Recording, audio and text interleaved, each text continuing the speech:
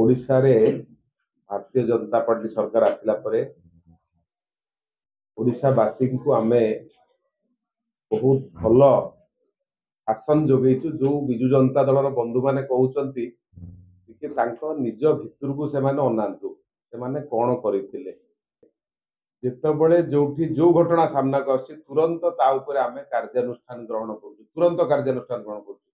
ए प्रकार कार्यानुष्ठान विजु जनता दल केबे करिथिला कि उत्तर देई परिबे? मु तो तांको प्रश्न करछि, जो बाबू प्रश्न करूचंती तांको समय रे ओडिसा रे घटिथिबा विभिन्न विपर्यस्त आईन श्रृंखला परिस्थिति को सुधारे पे से माने कोन करछन तार उत्तर दियंतु। गिरफ्तारी टेपरा करूनथिले आपण जदि आपनक दलर लोक को इन्वॉल्व थिला। आम सरकार तो पदा को बाहर करी जे भी जोटी दोषी होची तुरंत ताकू धरा जाउची एवं दृढ़ कार्यानुष्ठान निया जाउची। जो बाबू माने विजु जनता दलर कहउचंती से माने बहस आमो साथरे आसंतु धरिकरी कागज पत्र मो साथरे बसिकरी कहिबे।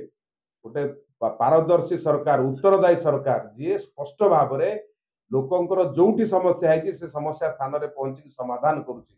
एभली एक सरकार आगुरी के आप देखी नते, बहुत क्विक आम पहुंचुचु, सांगे सांगे निष्पत्ति निया जाउची।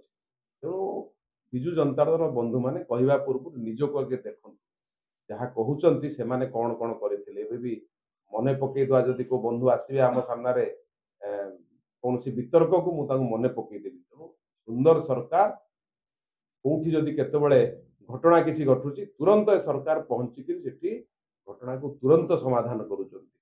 तेणु कहवा पूर्व थरे निजको भाविबार आवश्यकता।